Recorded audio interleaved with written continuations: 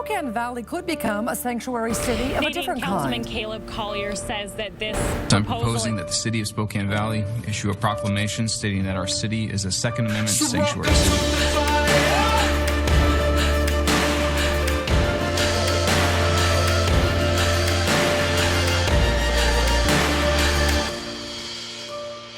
Welcome to the fire. Today on Church and State, we'll be covering aliens, prophecy, tomorrow wars, and I've been every character in the Prodigal Son. Hello, Christian Patriots, and welcome to Church and State, where we drive morality and religion over tolerance and apathy. And I'm your host, Caleb Collier, once again, your favorite far-right shock jock, and the show that talks about politics and religion. Jesus Christ is our referee, so it's always nice and clean. Real quick, and before you put on your tinfoil hat, we'll go to the website. So this is going to be one of those shows. You remember the movie Signs, Chris, where Mel Gibson's character comes in and like the whole family's got tinfoil hats on? You remember that? I forget. Yeah, because there's aliens or demons that are coming in. They all got their tinfoil hats on. We're going to be covering a lot of that today. We're going to talk about aliens, prophecy, psychics. Nice. It's going to be fun. But fill out that registration form, get our newsletter, and of course, personal phone call from the king of talk radio. Is that too far? It might be too far. Might be jumping a little bit ahead of yourself there. This is the space I live in. I listen to other talk show hosts, and I'm like, I'm way better. And then my mom calls me, and my mom's like, you're way better. Okay, well, your mom, is a wise woman. Yeah, very wise. You're not actually on talk radio right now, so... But soon. It's going to take some work to make king. The jester of talk radio? Is that now you might be talking. Okay, there we go. As long as we can have a little comedy, a little bit of fun. Hey, you're going to get to talk to me if you fill that out. While you're there, check out the most recent episodes. We're hitting you 5 days a week, Monday through Friday, with all kinds of great shows that we're covering insane topics and just hilarious antics of your host. And of course, dropping bombs and wagging my fingers at politicians and church leaders alike. So go check those out. Also, the featured guest page, incredible people that have joined us over the years, more and more. I teased it, but I've been communicating with Mike Adams. Mike Adams, Chris, the health ranger. Come on now. Epic. The guy's amazing, and he's been so accurate over and over and over again. He's coming on the show. We booked him. That guy's going to the top, dude. Like, nice. He has to go to the top of the page. Mike Adams, guest on Church and State. This is going to be fun. So look forward to that one. Also, please go through the great affiliates that we have. And when I get to my break, I'm going to do a smorgasbord, just telling you all the great companies that we have. Get that page ready, Chris, so we can go through all of them, all the great ones. But every one of those, use that promo code Church and State. Many, you'll get a discount, but regardless, helping us pay the bills. And speaking of paying the bills, and if I can ever rightfully claim either king or jester of talk radio, I'm going to need your help to get there, right? We're part of Prepper Broadcasting Network and NRB TV and CDM and this new one, Faith and Freedom Television. There's so many great things, newscasters, your news. We're all over the place, all the social medias. You can find us everywhere, and in fact, even YouTube now, but I'm being real cautious on the YouTube. I'm not putting everything out there because they tend to pull down our stuff. There's a lot of buzzwords I can't say, a lot of topics I can't discuss on YouTube. Yeah, you can't talk about anything interesting. Which is which is terrible. It sucks. Makes me unhappy. Because all the stuff I want to talk about, YouTube's like, can't talk about that. Oh, we're pulling this. Guess what? We banned you again. My fear is we'll get back up to that high numbers. We had so many people watch this on YouTube, and they'll pull the carpet right out from under us. I hate YouTube. I don't like you. This show's obviously not going on YouTube. Yeah, I think we blew that already. I need, Chris, you probably need I need an electrical current sent to the chair that I'm sitting in. And if I start talking about stuff that you're like, no, we needed this episode for YouTube, all of a sudden I'll be like a cat, it'll be great. I don't know if I want to give you that kind of power. I think that might be a good idea. No, it's the worst idea I've ever had. Anyway, hit the donate button. Keep us on the air. And lastly, if you want to get a hold of us, churchandstate1776 at proton.me. With that, the wild ride begins. Chris thinks that... Do you think you're weirder than I am? Or we're comparable? I don't know about weirder. Weird in different ways, maybe. Give me one example of a weirder way that you're different or elevated. I spent my weekend learning a new coding system on a new application for... Okay, that's pretty weird. That sounds miserable. It was very interesting. That's torture for me. Like, if Al-Qaeda ever grabbed me, they'd be like, no, we're going to teach you to code. And I'd be like, I'll talk. Stop it. It's the worst thing in the world. No. Oh. I hope my enemies aren't listening to me. We'll just strap them down in front of a computer like Clockwork Orange. Now they know what to do. You're not going to be able to blink. You're going to learn how to code. Oh, the worst in the world. No, thank you. Let's talk about how politicians, NGOs, how they like to funnel money. Right? They funnel money around. And we have an example of this. We've got a video that Chris actually sent me that I want to show you. And then, of course, I'm going to go in and talk about the fact that this isn't just one individual that's doing this or one NGO that's doing this. This is universal. And I choose that word intentionally because of what we're going to be talking about later. But Chris, go ahead and show them the video of this independent journalist, which I love these independent journalists. They're popping up California everywhere. decided to raise your taxes. But here's one thing that really stood out to me. Do you remember the Stop Nick Shirley Act? There's a group called Shirla that is lobbying the government and pushing that bill to prevent journalists from independently reporting on immigration support services. Well, guess what they get in the budget? They get $5 million. I decided to go back and look into what's happened over the last few years. Shirla has gotten $40 million in your taxpayer funds to lobby the government. They've also, somehow, were a voting center. And guess where they spend most of their time doing a lot of their work? Oh, Los Angeles. I wonder if there was an election that went on in Los Angeles that got a little bit weird when it comes to the data. Yeah, this is the loop. Shirla donates to Newsom's campaign, and in fact, they were one of the top contributors to his campaign when he was defending against the recall efforts. I don't know how this is legal, but he essentially gives these NGOs millions of dollars, and then they donate back to his campaign. And it is so dirty and so corrupt, but somehow legal.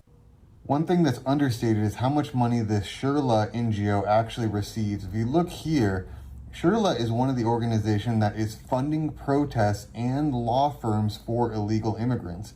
Shirla has received over $115 million and their website is full of protest photos. And if you look down here,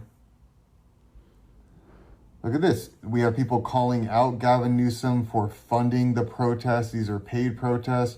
The state spent over $100 million of taxpayer money on this NGO, Shirla, to go out and do paid protesting for left-wing advocacy. People are very upset about that. And if we go down here again to the No Kings protest organization. I think we've proven the point. And to answer, and who is that lady? She was like a workout reality star. She's a lesbian, but she's conservative. Anyway, my wife would probably know. But to answer her question, it's not legal, but they don't care. They've been operating in this way for so long without any repercussions, knowing full well that the public, there might be a little bit of outcry from the people who are paying attention, but the vast majority of people, they don't care about this.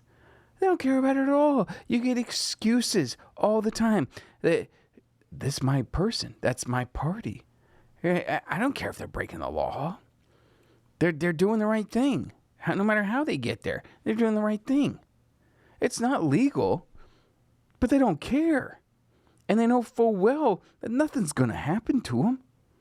And it's not just Gavin Newsom and this Shirla.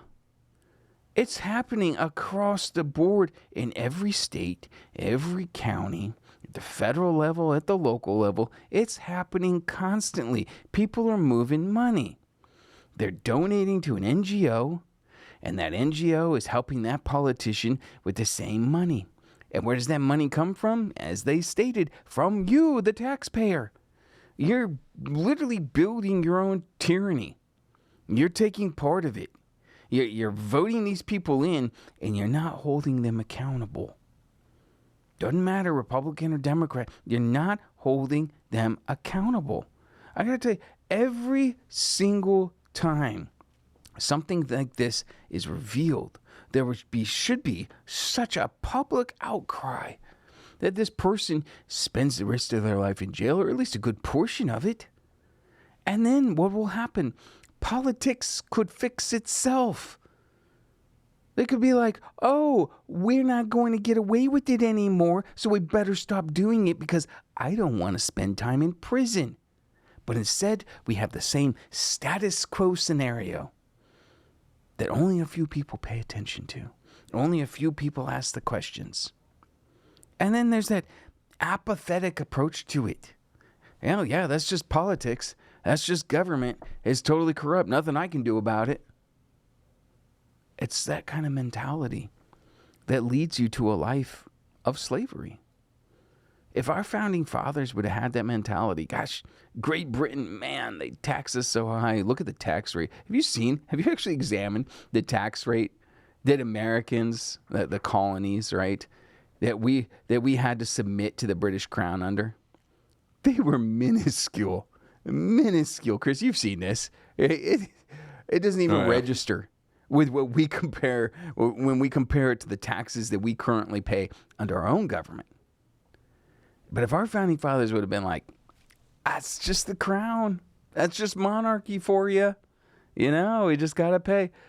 We'd still be drinking tea. Ooh, it needs more milk in it. We'd be eating beans on toast.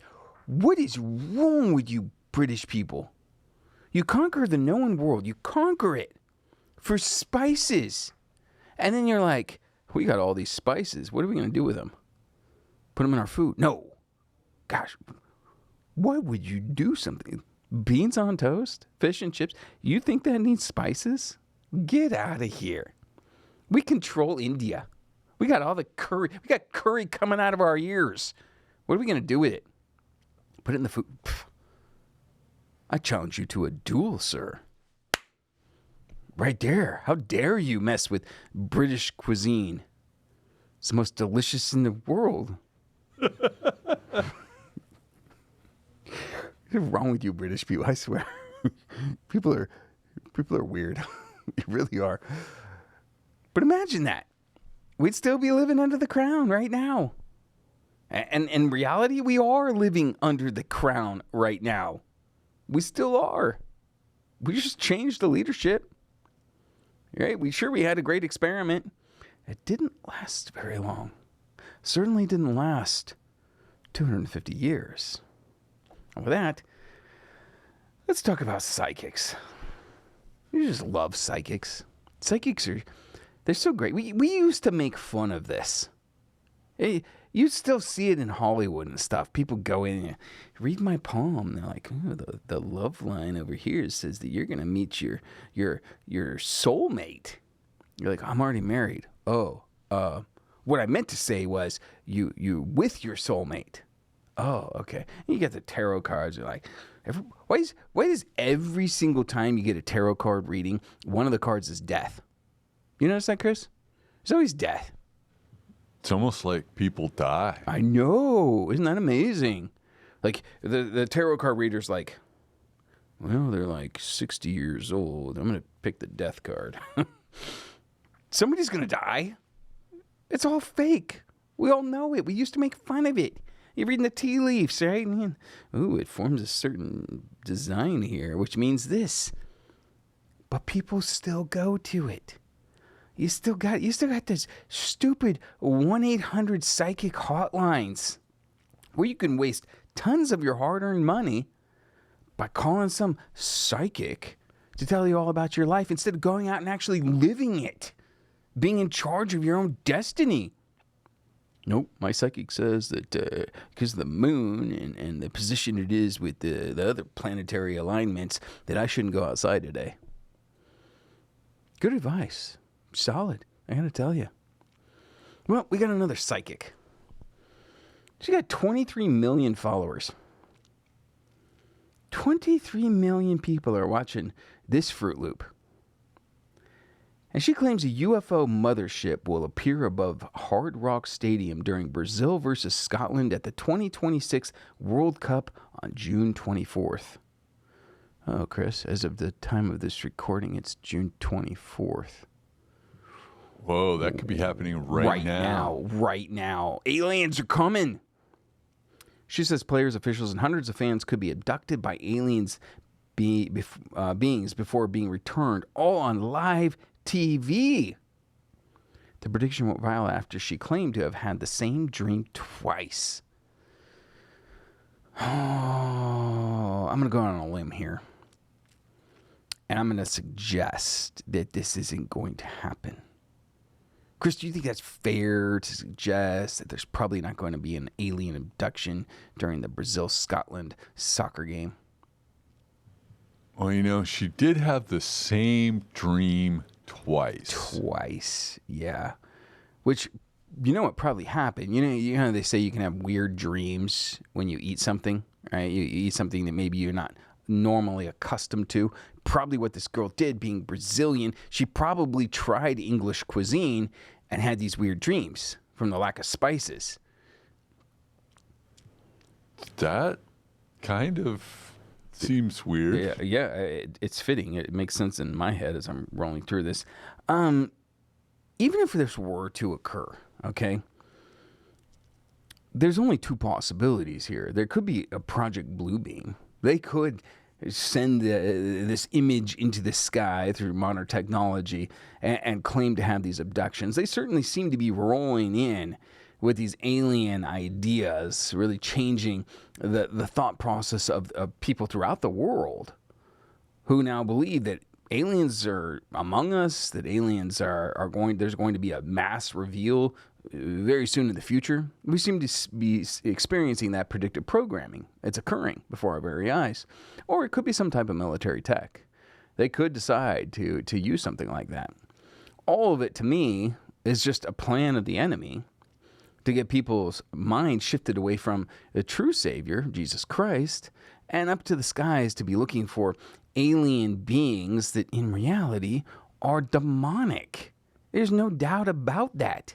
I don't know anybody with sound theology can look at what people are called aliens and the encounters that they have with them and not say, that's a demon. Yep. Experimenting on human beings. Where did we hear about? Where did we read about that before? Oh, yeah, that's right. It was in the Bible. It was in the Bible. Experimenting on human beings, creating hybrids. Yeah, these are demonic entities. But perhaps they're using even stranger predictive programming. I remember watching a movie not too long ago with Chris Pratt, who I think is a pretty good actor. And it was called The Tomorrow War. And Tomorrow War was a really interesting idea that aliens attacked humanity, and then humanity in the future developed a time machine where they'd run out of soldiers to fight the alien threat, so they had to go back into the past and grab people to fight in a future war, and if they were able to survive that, they would send them back to the past to live the rest of their lives. Really weird kind of things going on here. But how did the aliens come about? When did they decide to reveal themselves? Well, in the Tomorrow Wars movie, and I got a video, I got a clip here, Chris, if you could get that clip ready with the Tomorrow Wars. I got a clip here to show you that it all took place during a soccer match. Go ahead, Chris. El portero despeja de puños. Luego un chilango. Va solo. Sigue solo. Va a enfrentar a...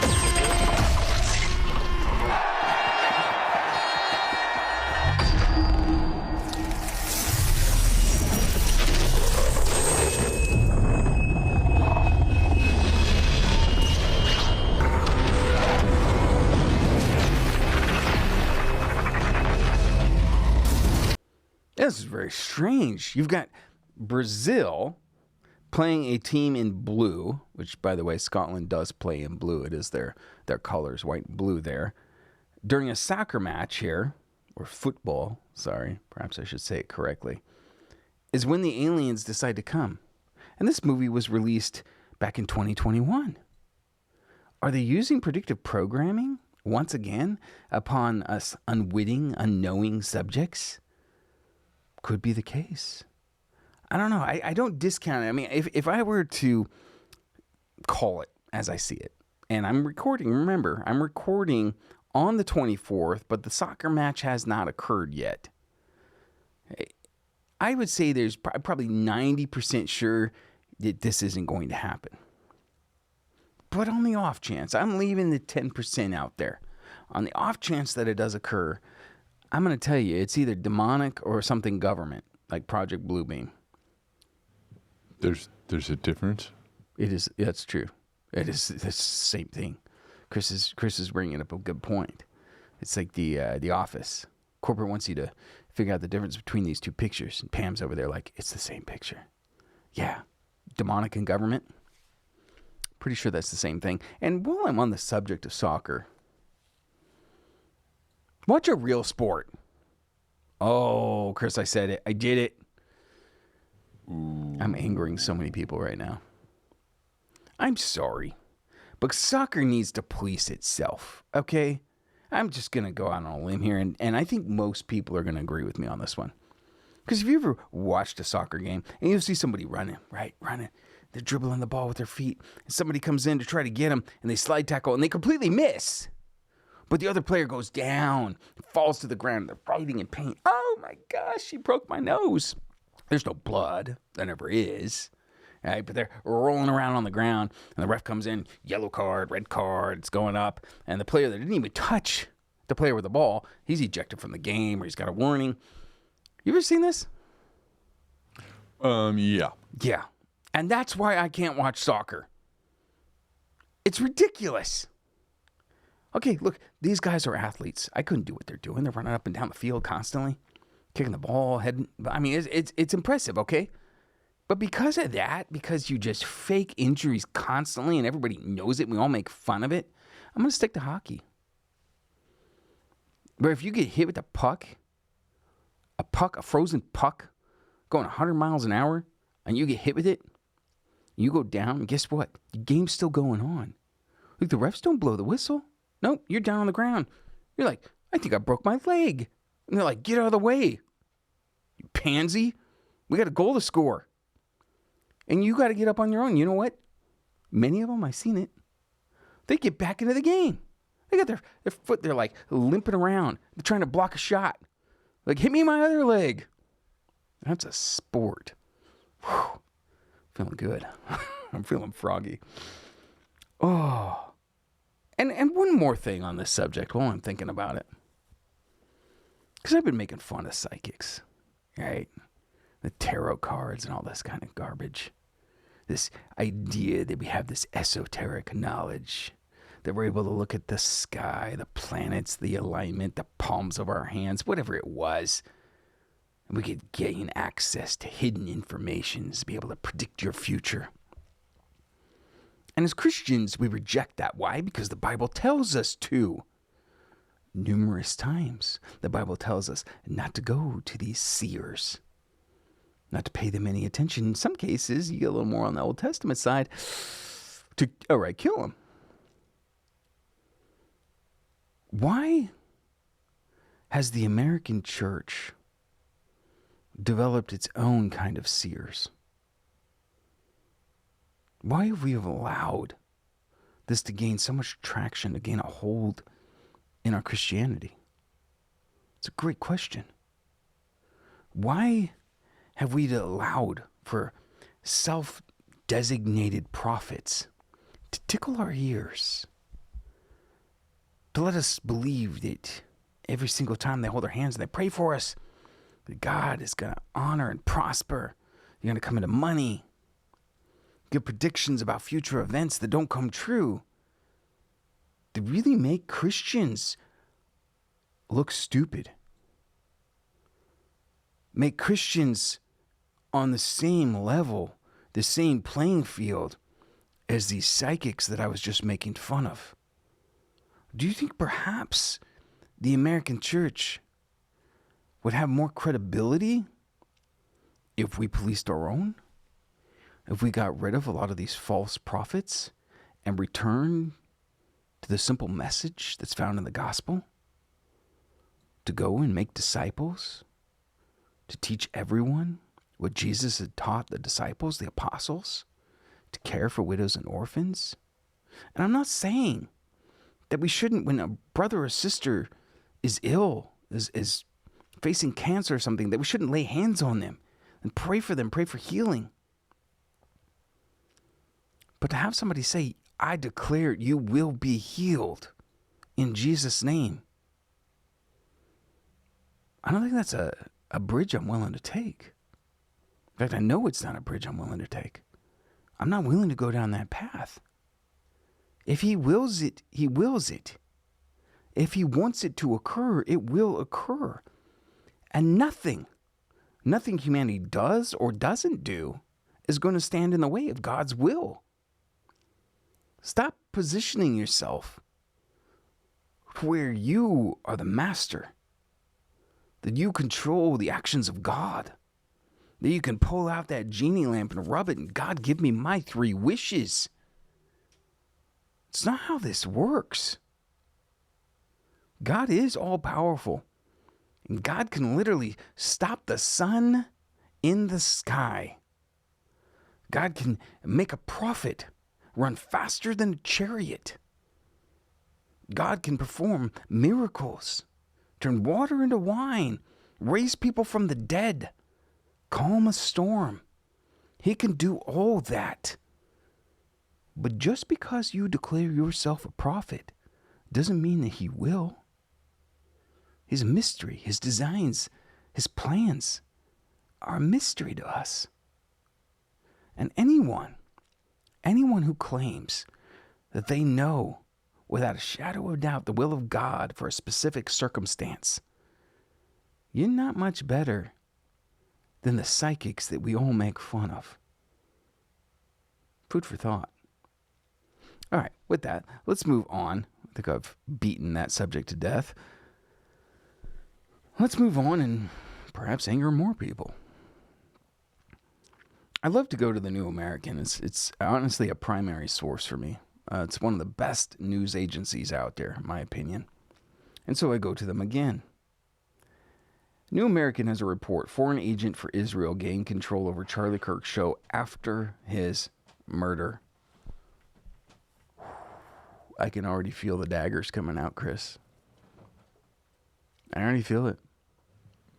But I'm going to pursue truth. You know that, ladies and gentlemen. I'm going to pursue this truth. Because we all feel it. We all have those questions surrounding the assassination of my old boss. And I'm going to get into that right after the break. This is Caleb Collier with churchandstate.media. Ladies and gentlemen, if you're not sleeping on my pillow, do you even patriot? I got to tell you, this is the most wonderful stuff from a man who's given it all for your freedoms. Whether it be the pillow, the sheets, or the slippers, I absolutely adore MyPillow. MyPillow has the greatest products around. I know when I want to shuffle around in my bathrobe and slippers and yell at the neighbors, of course I'm buying from MyPillow. I need you to head on over to churchandstate.media, scroll over to shop, because every single time that you purchase any of these products using the promo code Church and State, you ensure that we keep our message out on the air. I thank everybody for your support in using promo code Church and State. You guys go to mypillow.com/Church and State too, and then you get your own little platform right there, everybody. And we are back, and thank you for staying with us. You're over at churchandstate.media, or at least I hope you are. And I'm going to get back into more on the Charlie Kirk assassination. But first, let's plug let's plug a bunch of our great affiliates. I told Chris, I'm doing a smorgasbord. Chris likes that, the smorgasbord of affiliates. We got great ones out here, ladies and gentlemen. We're going to open up the page, and we're going to show you all of them, because there's so many good ones out there. Number one, read my book. It's awesome. Political Incontinence. We are just, in fact, I was hanging out with Brett Miller this weekend at Tulsa. And we're right there. We're so close. So close to finishing book 2. Mainstream Manure, a steady stream of yellow journalism. And then book 3 will be on the way. But right now, get the book, Political Incontinence. Get a ghost phone, all right, like the one I have. Or get a ghost laptop like the one I have. I love this stuff. I love the tech I have surrounding me, even if I don't understand all of it, Chris. I'm not coding it. Don't worry, I'm not coding it. But get a ghost phone, please. Use Galileo, speaking of Brett Miller. A social media application tied to the satellites so it's not going to go down, and there's no censorship. I love that. And they're tracking in real time threats, natural disasters, forest fires, tornadoes, hurricanes. Maybe you're like me and you're like, there's a tornado in Tulsa while I was there. I'm driving towards it, not away from it. I want to see the tornado. All right. Check out the shirts we have. We great shirts. We got so many great products here, right? Best 365 Labs. I love the methylene blue. It does amazing things for me. All right. If you're fighting cancer, I hate that so many people are. Go check out RNC Store. Go see what Laetrile can do for you. Liberty Cigars, right? Whenever you want to feel good about yourself, just Liberty Cigar it. We got the coffee, Hunter's Blend. It's beautiful. I love the Hunter's Blend. The Patriot Pouch. I got so many great products on here. I think that's enough, Chris. I've belabored this enough. But there's a lot of great shopping that you can do at churchandstate.media. And if you use the promo code Church and State, many of them, you get a discount. All of them, you're supporting us. And just look at that donate button. Can we make it like, Chris, can we make it sparkle? We have like sprinkles on it. The donate button might be doable. Yeah, like when you look at it, it's like staring into the sun. You're like yes. I don't think we want to go that far. Probably don't want to go that far. Not that far, but the donate button should just like pop. We need to make it pop. I was going to say rainbows, but never mind. But hit the donate button for us. Keep us alive. Keep these conversations flowing. Keep the hard-hitting information directly in front of you. All right, with that, let's go back. We're talking about foreign agent for Israel gained control over Charlie Kirk's show after his murder. A new investigation by journalist Max Blumenthal of the Gray Zone argues that the Charlie Kirk show came under the control of a federally registered agent of Israel after Kirk was killed. After Charlie Kirk's assassination, his show remained with Salem Media Network, where Brad Parscale, a Republican digital strategist and former Trump campaign manager, had recently become chief strategy officer. Shortly after the tragic Utah event, Parscale had also begun working as a registered foreign agent for Israel. Here we go again. And look, once again, because I know it's going to happen, and I hate the fact that I got to say this all the time, but just because you talk about Israel doesn't mean you're anti-Semitic. It's ridiculous to assume so. No, I'm just reporting on the information here. I'm reporting what the New American writes and what Max Blumenthal has discovered. According to Blumenthal, Pascal registered as a foreign agent of Israel's Ministry of Foreign Affairs on September 18th, 8 days after Charlie Kirk was shot at Utah Valley State University during the first stop of his American comeback tour. You see, Charlie Kirk, and the article goes on to talk about this quite a bit, but Charlie Kirk got his start from a lot of Israeli money, from a lot of these super PACs. The article spells this out. It has direct information that you can look up yourself, and maybe we'll tie this in to the show notes. But then he started to ask questions. See, initially, the money's coming in. You're kind of going off of the status quo. The vast majority of American Christians are dispensationalists. I just believed.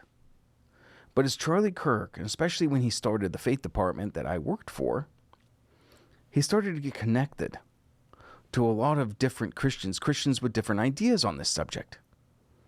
Became friends with people like Doug Wilson. And I think he was introduced to covenant theology. And he started to push back against this. And he allowed Turning Point to be a place of free speech ideas, bringing in people like Megyn Kelly and Tucker Carlson who had different belief systems surrounding the nation of Israel. and he got pushback. And I'll tell you something about Charlie Kirk. Charlie Kirk was not the type of individual that you were going to bully. And once he did start pushing back, once he did start asking the wrong types of questions, he got attacked. He was treated horribly by the individuals who had been funding him. He was told, you stay in line.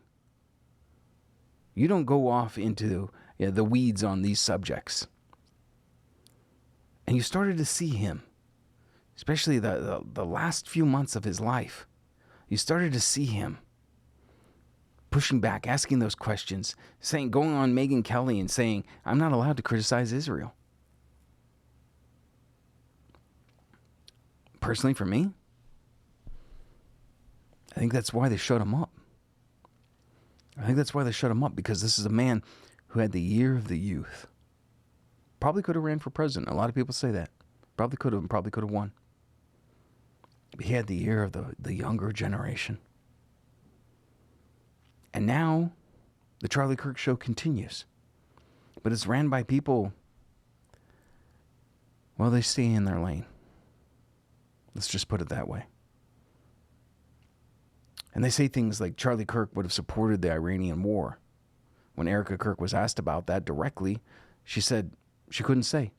That she wished Charlie was still here so that he could give us his opinion.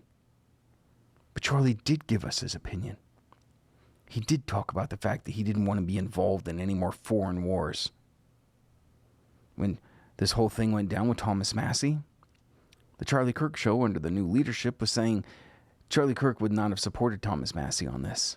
And yet Charlie Kirk's own words about Thomas Massey were, he's my favorite representative. He's the best that America has. Look, the author and even myself as your host, I'm not saying that this proves without a shadow of a doubt that the nation of Israel had something to do with the death of Charlie Kirk.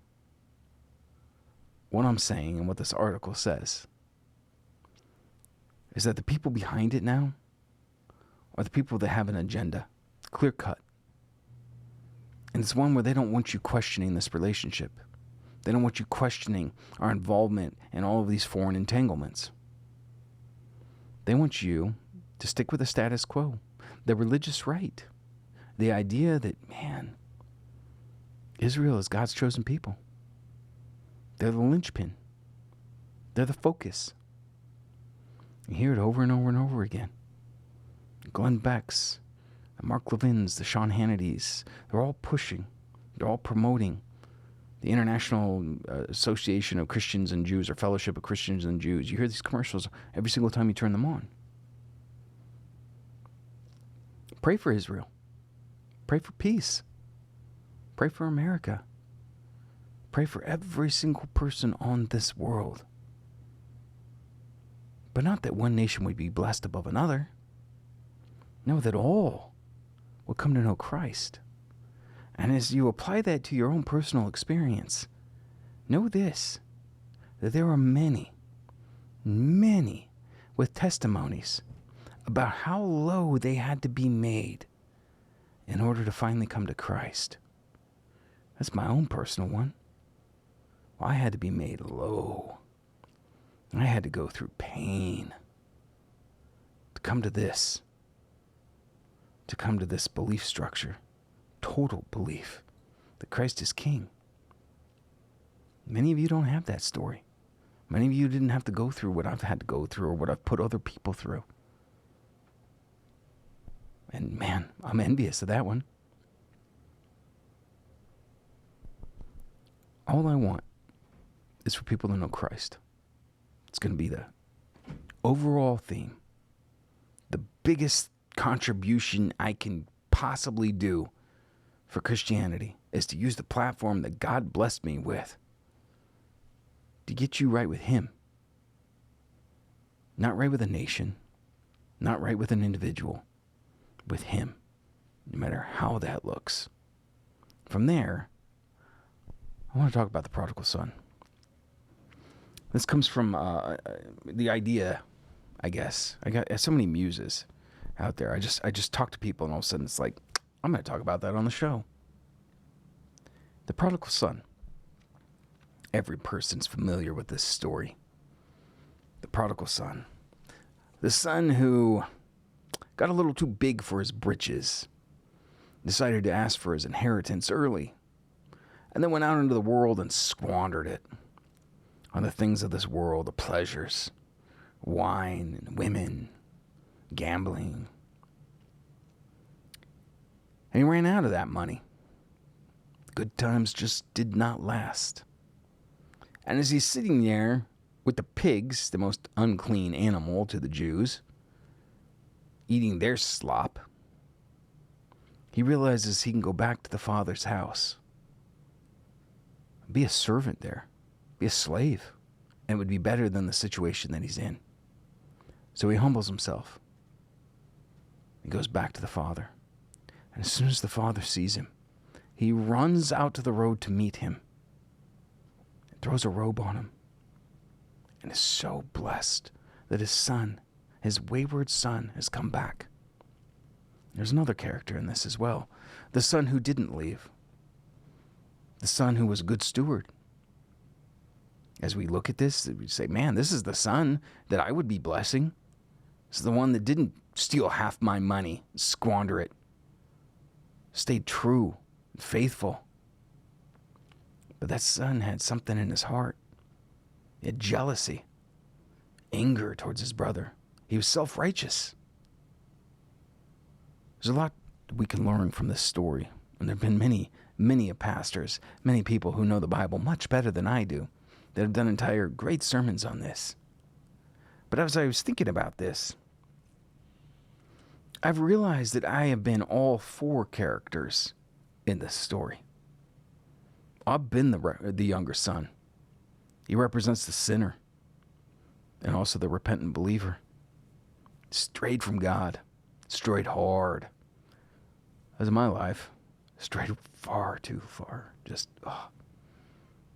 why I started saying, show me a man who has no regrets and I'll show you a liar. I've been the older son. I've been self-righteous. I've looked down my nose at people that are going through similar things that I beat or still struggle with. And I've looked down on them. Oh, at least I don't do that. I'm staying firm on this.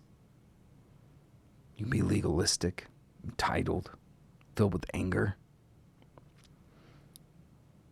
I've also been the Father, and that represents God. I'm not saying that I'm God, but I have been compassionate, merciful, eager for reconciliation. I've done that too. Perhaps not as much, but I've been that character in my life. I've been the younger son. I've been the older son. I've been the father. And you're like, well, who was the fourth? Who was the fourth, Caleb? Oh, I've been the pigs.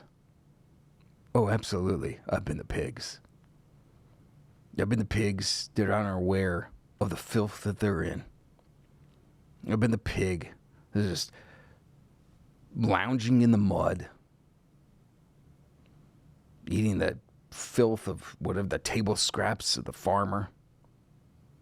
I've been that. I've been the heathen that has been unaware of the surroundings that they find themselves in. And perhaps that was the process all along. From pig to the younger prodigal son to the older son, the goal of becoming like the father. And sometimes we bounce back and forth between these different characters in the prodigal son story. We get to that father point and we fall back. We become legalistic. We become the older son. We struggle with sin again. And we become that prodigal. We become that younger son. But I'll tell you where we never go back to. We may have started as a pig, but we don't go back there. We're not unaware. Because once Christ is in us, you can't get away from him. That Holy Spirit is always going to be there. So yeah, we vacillate between looking down at our noses, falling into despair, being prodigal. But the whole time, as the Bible directs us, as Paul told us, follow me as I follow Christ. Keep our eye on the Savior, on the Father, knowing full well that in this world we're never going to achieve sin no more. But it's a beautiful story. It's one that we should all be living. Or at least that's my thought. Church and State is brought to you in part by Colonial Life Spokane Independent Agents, Finders Insurance, and Mark37.com.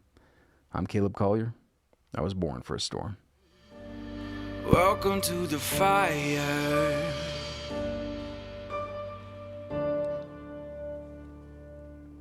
This is Caleb Collier with Church and State. Are you tired of your device spying on you?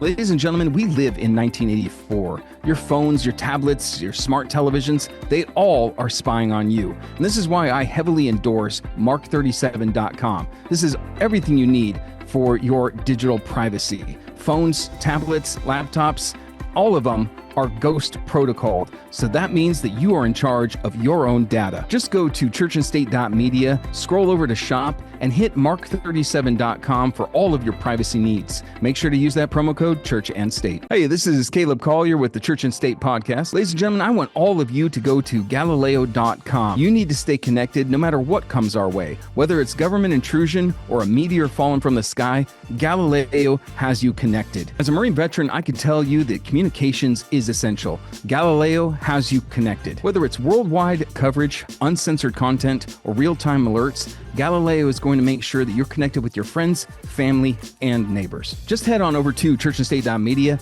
scroll over to shop, and hit Galileo.com. Make sure to ask them for a free bivy stick, and make sure to use that promo code Church and State. Are you aware that the Holy Word of God tells us to eat beef? Romans 14:2 says, one person's faith allows them to eat anything, but another whose faith is weak eats only vegetables. Look, it may sound kind of foreign, the idea of meat being an investment, but as you go to the grocery store, you can see that everything is increased. This is including beef.